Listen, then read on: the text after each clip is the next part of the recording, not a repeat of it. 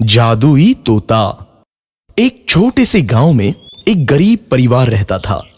उस परिवार में रामू और उसकी बीवी सीता उसके बेटे चिंटू के साथ रहते थे। उसी गांव में एक तोता भी रहता था। उसका नाम था रघु। वो किस्मत का धनी था।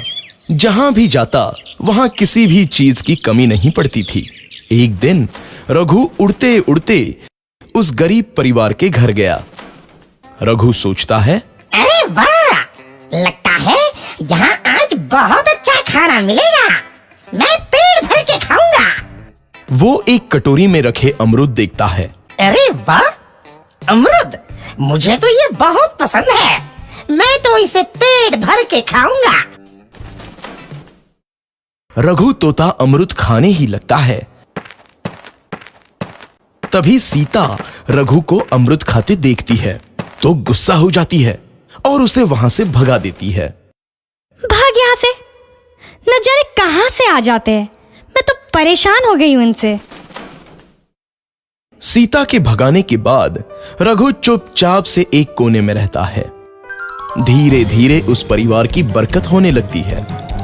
एक दिन रामू और सीता खाना खाते वक्त बातें करते हैं। आजकल हमारी बहुत तरक्की हो रही है, काम भी अच्छा चल रहा है। रामू कहता है। इस पर सीता कहती है, सच कहा, भगवान हमेशा ऐसे ही हम पर मेहरबान रहे। बेटा चिंटू भी कहता है, पिताजी मुझे खिलौना लेके दो ना, मेरे सभी दोस्तों के पास है। रामू कहता है, ठीक है, जरूर लाऊंगा। सीता कहती है, कितने खुश है सब, मेरे परिवार को किसी की नजर ना लगे। एक तरफ ऐसी बातें होती हैं तो दूसरी तरफ रसोई में रघु तोता भी अमरूद खाते रहता है। मजा आया, अमरूद खाया, मजा आया, अमरूद खाया, मजा आया। तभी सीता रसोई में आती है और रघु तोते को अमरूद खाते देख बहुत गुस्सा होती है। सीता रघु को बाहर निकालने के लिए पिंजरे में अमरूद रखती है। रघु जब अमरूद खाने लगता है तो पिंजरे का दरवाजा बंद हो जाता है और वो उसमें फंस जाता है। मुझे बाहर निकालो, मैं यहाँ फंस गया हूँ, मुझे बचाओ। अगले दिन सीता पिंजरा उठाकर बाहर दूर उस रघु को छोड़ देती है। रघु के जाते ही उनके घर आई बरकत धीरे धीरे कम हो जाती है। उन्हें बहुत घाटा होता है। सीता कहती है, ये क्या हो रहा है, अचानक इतना कैसे बदल गया?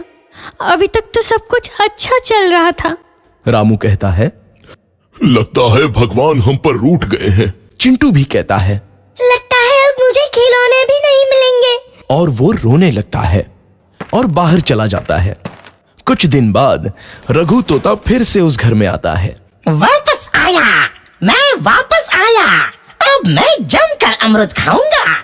रघु सीधा रसोई घर में चला जाता है और अमरूद खाने लगता है। कुछ देर बाद सीता रसोई में आती है और रघु को देख कहती है, एक तो घर में पहले से इतनी दिक्कत चल रही है और ऊपर से ये तोता मुझे और परेशान कर रहा है। सीता रघु को वहां से भगा देती है। रघु उड़कर किसी कोने में छुप जाता है। कुछ दिन बाद धीरे धीरे उस घर की बरकत वापस आने लगती है। काम भी अच्छे से चलने लगता है।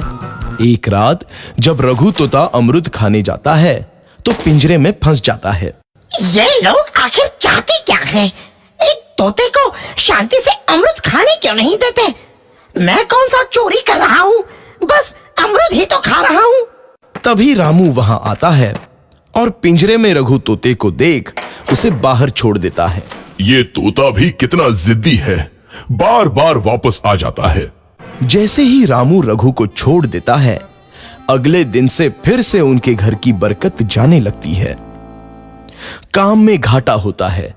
किसी को समझ नहीं आ रहा था कि ऐसा क्यों हो रहा है। रघु तोता घर आता है तो अचानक बरकत आती है और जब रघु तोता को बाहर निकालते हैं तो बरकत चली जाती है। एक दिन सीता रघु तोते के घर आने और बाहर जाने की स्थिति पर नजर रखती है। ये तोता जब भी घर आता है तो घर में बरकत आती है और जैसे ही ये घर से बाहर जाता है तो उसी के साथ बरकत भी चली जाती है। कहीं ये जादुई तोता तो नहीं है? अगली बार जब ये तोता घर आएगा तो मैं इसे कहीं नहीं जाने दूंगी। सीता रघु का बहुत इंतजार करती है, लेकिन रघु तोता दोबारा उस घर में कभी नहीं आता।